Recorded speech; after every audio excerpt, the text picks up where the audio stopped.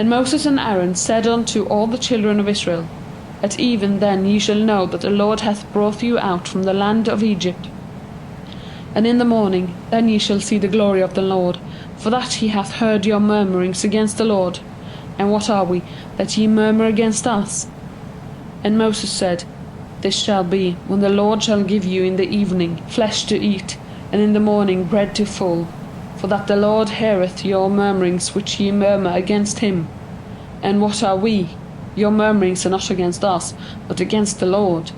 And Moses said unto Aaron, Say unto all the congregation of the children of Israel, Come near before the Lord, for he hath heard your murmurings.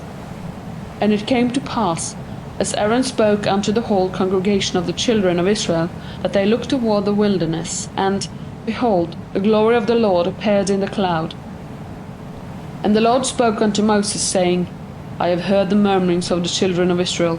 Speak unto them, saying, At dusk ye shall eat flesh, and in the morning ye shall be filled with bread, and ye shall know that I am the Lord your God.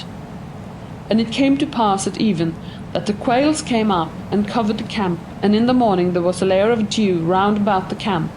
And when the layer of dew was gone up, behold, upon the face of the wilderness a fine scale-like thing, fine as the hoar frost on the ground. And when the children of Israel saw it, they said one to another, What is it? For they knew not what it was. And Moses said unto them, It is the bread which the Lord hath given you to eat. This is the thing which the Lord hath commanded. Gather ye of it every man according to his eating. An omer a head, according to the number of your persons, shall ye take it, every man for them that are in his tent. And the children of Israel did so, and gathered some more, some less. And when they did measure with an omer, he that gathered much had nothing over, and he that gathered little had no lack. They gathered every man according to his eating. And Moses said unto them, Let no man leave of it till the morning. Notwithstanding they hearkened not unto Moses, but some of them left of it until the morning, and it bred worms and rotted, and Moses was wroth with them. And they gathered it morning by morning, every man according to his eating, and as the sun waxed hot, it melted.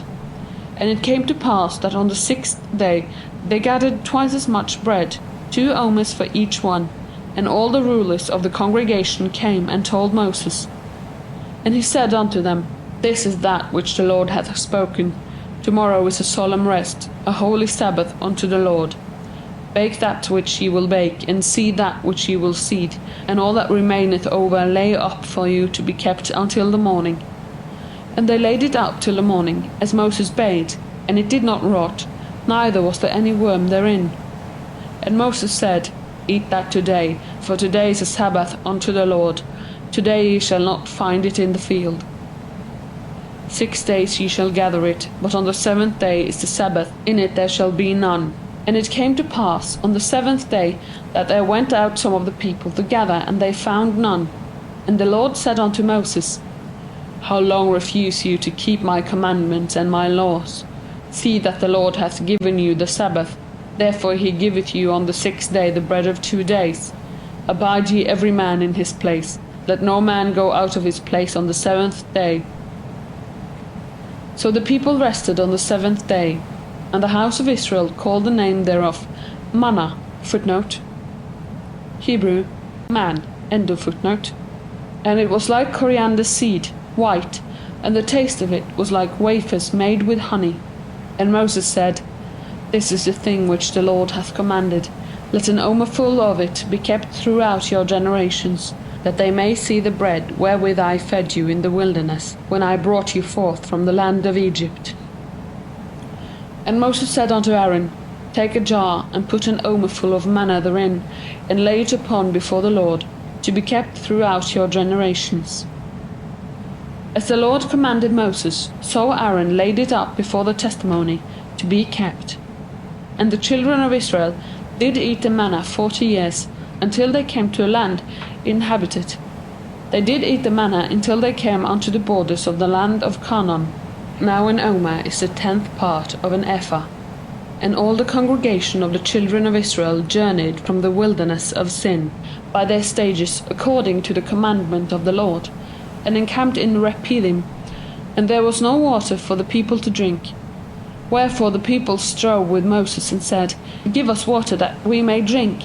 And Moses said unto them, Why strive ye with me? Wherefore do we try the Lord? And the people thirsted there for water. And the people murmured against Moses, and said, Wherefore hast thou brought us out of Egypt, to kill us, and our children, and our cattle, with thirst?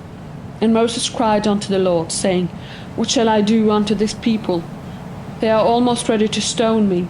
And the Lord said unto Moses, Pass on before the people, and take with thee of the elders of Israel, and thy rod, wherewith thou smotest the river, take in thy hand, and go. Behold, I will stand before thee there upon the rock of Horeb, and thou shalt smite the rock, and there shall come water out of it, that the people may drink. And Moses did so in the sight of the elders of Israel. And the name of the place was called Massah, footnote, that is, trying, end of footnote, and Meribah, footnote, that is, strife, end of footnote, because of the striving of the children of Israel, and because they tried the Lord, saying, Is the Lord among us or not? Then came Amalek, and fought with Israel in Rephidim. And Moses said unto Joshua, Choose us out men, and go out, fight with Amalek. Tomorrow I will stand on the top of the hill with the rod of God in my hand. So Joshua did as Moses had said to him, and fought with Amalek. And Moses, Aaron, and Hur went up to the top of the hill. And it came to pass, when Moses held up his hand, that Israel prevailed, and when he let down his hand, Amalek prevailed. But Moses' hands were heavy, and they took a stone and put it under him, and he sat thereon. And Aaron and Hur stayed up his hands, the one on the one side and the other on the other side, and his hands were steady until the going down of the sun. And Joshua discomfited Amalek and his people with the edge of the sword. And the Lord said unto Moses, Write this for a memorial in the book, and rehearse it in the ears of Joshua, for I will utterly blot out the remembrance of Amalek from under heaven. And Moses built an altar, and called the name of it Adonai Nissi, footnote, that is, the Lord is my banner, end of footnote. And he said, The hand upon the throne of the Lord will have war with Amalek from generation to generation. End of Parashat Shalach. Recording by Christine G. in Oslo, Norway, the 11th of February 2012.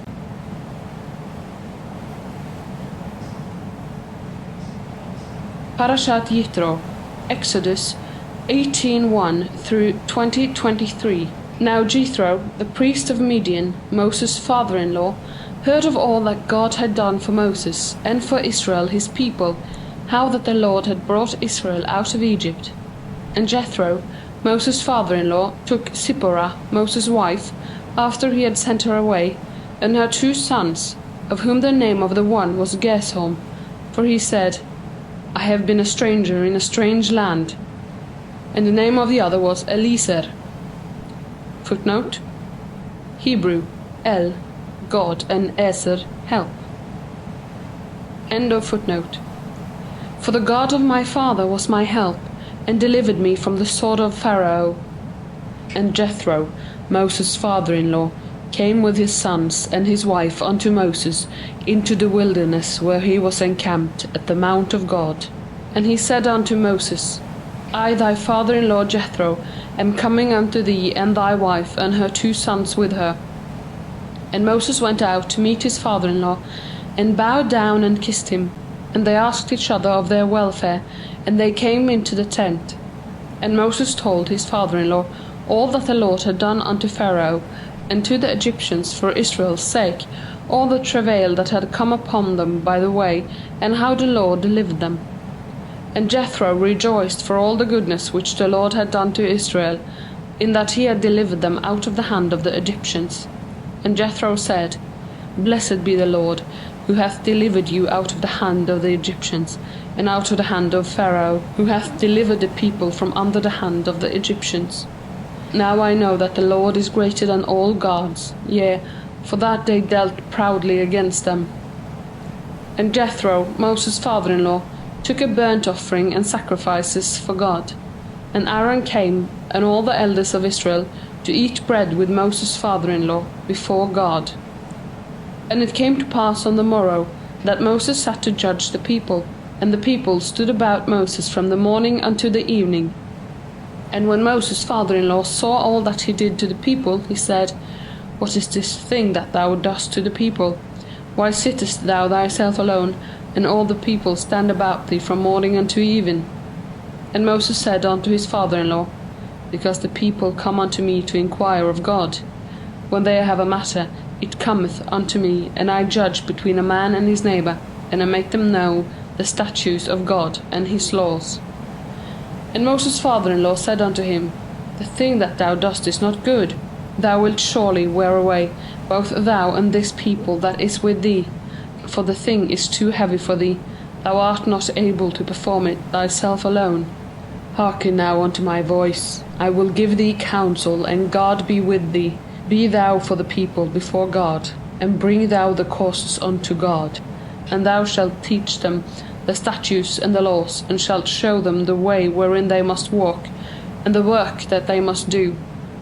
Moreover, thou shalt provide out of all the people able men, such as fear God, men of truth, hating unjust gain, and place such over them, to be rulers of thousands, rulers of hundreds, rulers of fifties, and rulers of tens.